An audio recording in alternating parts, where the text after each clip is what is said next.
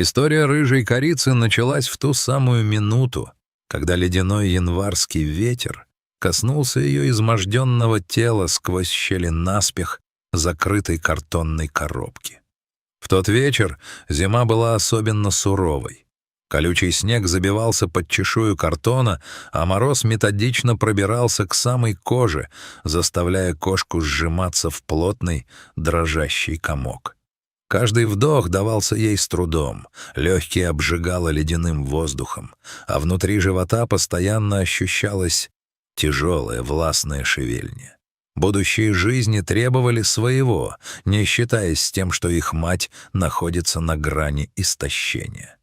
Когда Максим, молодой помощник приюта, вышел на задний двор и буквально споткнулся о коробку, он сначала не поверил своим глазам.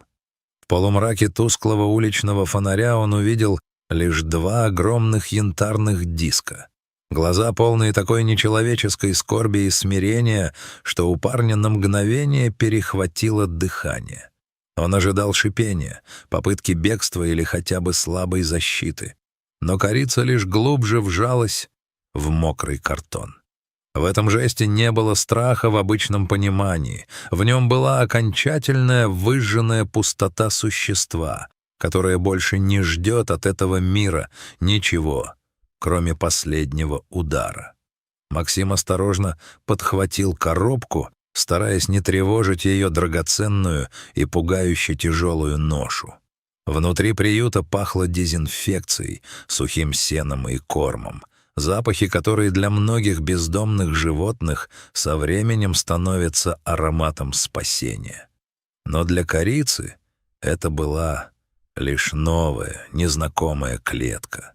Когда ее переложили на мягкую фланелевую подстилку в отдельном боксе, она не расслабилась. Напротив, ее тело оставалось напряженным, как натянутая до предела струна.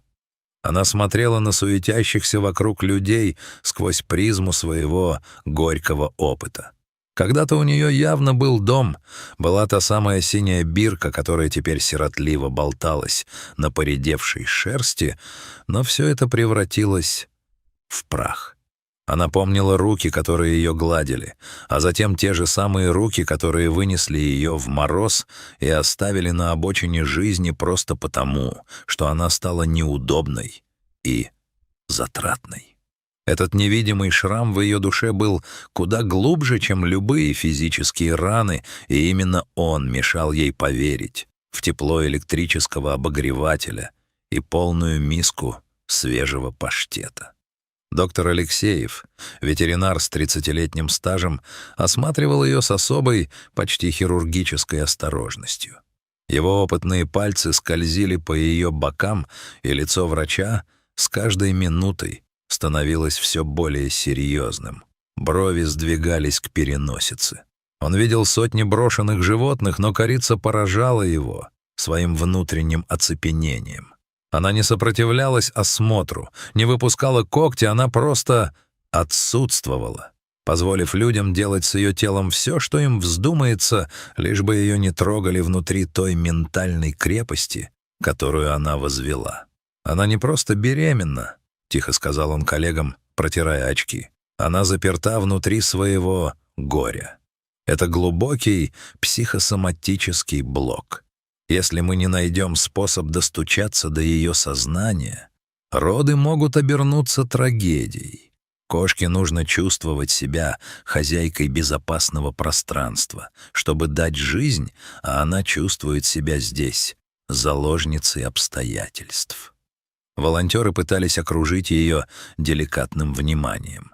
Елена приносила ей самые нежные кусочки отварной грудки. Максим подолгу сидел рядом на полу, читая вслух старые газеты, чтобы она просто привыкла к человеческому голосу, который не кричит, не угрожает и не приказывает. Дни мучительного ожидания превратились в настоящую психологическую осаду. Корица стала своеобразным символом приюта, молчаливой рыжей Мадонной, за судьбу которой переживали все, от директора до случайных посетителей. Каждый раз, когда дверь в ее комнату открывалась, Она вздрагивала всем телом, а ее зрачки расширялись, поглощая радужку. Ей казалось, что эта передышка временна, и ее снова могут вернуть туда, в ледяную темноту. Статистика, о которой так часто говорили в приюте, оживала в ее глазах. Тысячи ненужных жизней, тысячи предательств, совершенных ради минутного удобства. Но корица была особенной. Ее огромный живот мешал ей даже просто сменить позу. Она неуклюже переваливалась с боку на бок, издавая тихие надрывные вздохи. Ложные схватки, повторявшиеся несколько раз, изматывали и ее, и персонал. В одну из ночей Елена заметила, как кошка пытается в буквальном смысле зарыться в подстилку, ища ту самую абсолютную безопасность, которую когда-то давали ей стены родного дома. Стало окончательно ясно. Ей нужно не просто убежище, ей нужен человек, которому она сможет делегировать право на свою защиту. Тот переломный момент, когда корица после долгих часов безмолвного наблюдения вдруг медленно приподнялась и ткнулась лбом в теплую ладонь Елены, стал для приюта маленьким триумфом. Это был безмолвный договор о капитуляции перед добротой. В ту ночь Елена не ушла домой. Она постелила себе на полу рядом с вольером, и каждый раз, когда корица просыпалась от болезненных толчков внутри, она находила чуткие пальцы человека рядом. Это доверие, хрупкое и тонкое, как первый лед на лужах, стало тем самым фундаментом, на котором началось настоящее чудо. Утром корица впервые за все время пребывания в приюте замурлыкала. Это было не громкое, уверенное урчание довольной домашней любимицы, а тихий, надрывно вибрирующий звук, похожий на старый моторчик, который долгие годы пытались завести. И он, наконец, отозвался хриплым, но живым ритмом. Сами роды, начавшиеся на 5-е сутки после ее появления, превратились в марафон, за которым, затаив дыхание, следил весь персонал. Когда один за другим начали появляться котята, напряжение в комнате достигло предела. После 6-го малыша доктор Алексеев начал всерьез беспокоиться о физических силах матери. Но корица, казалось, обрела какое-то невероятное второе дыхание. С каждым новым облизанным котенком, с каждым тихим писком в ней просыпалась древняя мощная сила, не знающая преград. Она забыла о страхе, о пережитом предательстве и о той злосчастной коробке на снегу. Теперь она была центром вселенной для этих крошечных, влажных, слепых существ. Когда счет дошел до 10, Максим и Елена переглянулись в полном оцепенении. Это было далеко за гранью всех биологических ожиданий. А когда на свет появился 11-й котенок, рыжий и яркий, как маленькое солнце, в комнате повисла такая тишина, что было слышно только тиканье настенных часов. Это было не просто редкое многоплодие, это был гимн жизни, которая, вопреки всему, решила заявить о себе в 10-кратном масштабе. Потрясающее открытие доктора Алексеева об 11 сосках стало финальным, почти мистическим аккордом этой истории. Природа словно знала о предстоящем испытании заранее, подготовив тело корицы к выполнению этой уникальной миссии еще задолго до того, как человеческое равнодушие выставило ее на мороз. В последующие недели комната корицы превратилась в шумный и суетливый детский сад. 11 рыжих комочков создавали невероятный хаос, требуя постоянного внимания и еды. Корица, проявив чудеса материнского терпения, умудрялась контролировать каждого, безошибочно определяя, кто уже поел, а кто нуждается в ласке. Она преобразилась внешне, взгляд стал твердым, исполненным достоинства и абсолютного покоя. Она больше не была жертвой обстоятельств. Она стала королевой, защищенной своей любовью. Волонтеры помогали ей как могли, докармливали самых маленьких из специальных бутылочек, следили за идеальной чистотой, но основную, самую тяжелую работу делала сама Корица, ни на минуту не оставляя свой пост. Когда пришло время искать котятам новых хозяев, это стало одновременно самым радостным и самым грустным событием для приюта. Каждый из 11 рыжих рыцарей, как их стали называть в социальных сетях, нашел свой дом у людей, которые были тронуты этой историей до глубины души.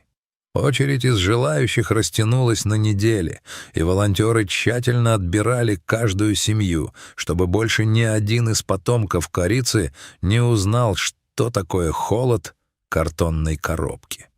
Но главный вопрос оставался открытым. Что будет с самой героиней? Ответ пришел сам собой.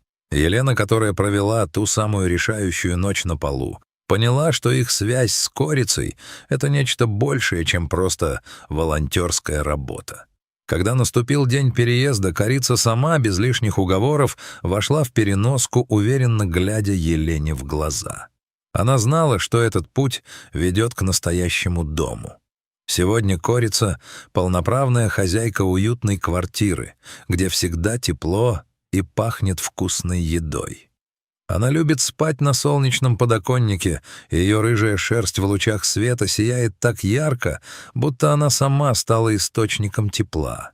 Она больше не вздрагивает от звука шагов за дверью, потому что теперь за этой дверью скрывается только любовь. Эта история — тихое, но мощное напоминание каждому из нас. Даже когда кажется, что мир окончательно остыл и надежды нет, один человек с добрым сердцем может изменить судьбу целой вселенной. Ведь, спасая одну жизнь, мы, возможно, спасаем гораздо больше, чем можем себе представить. Дорогие друзья, эта история тронула нас до глубины души, и нам очень важно знать, что вы чувствуете, узнав о судьбе корицы. Были ли в вашей жизни случаи, когда случайная встреча с животным меняла ваше мировоззрение? Или, может быть, вы сами спасли кого-то из беды? Пожалуйста, поделитесь своими мыслями и историями в комментариях. Мы читаем каждую из них, и они вдохновляют нас продолжать наше дело. Если эта история о силе духа и материнской любви нашла отклик в вашем сердце, поставьте лайк этому видео. Ваша активность помогает этим добрым историям охватывать как можно больше людей, напоминая всем о важности сострадания. Подписывайтесь на наш канал, чтобы не пропустить новые рассказы о чудесах, которые случаются рядом с нами. До новых встреч и помните, добро всегда возвращается.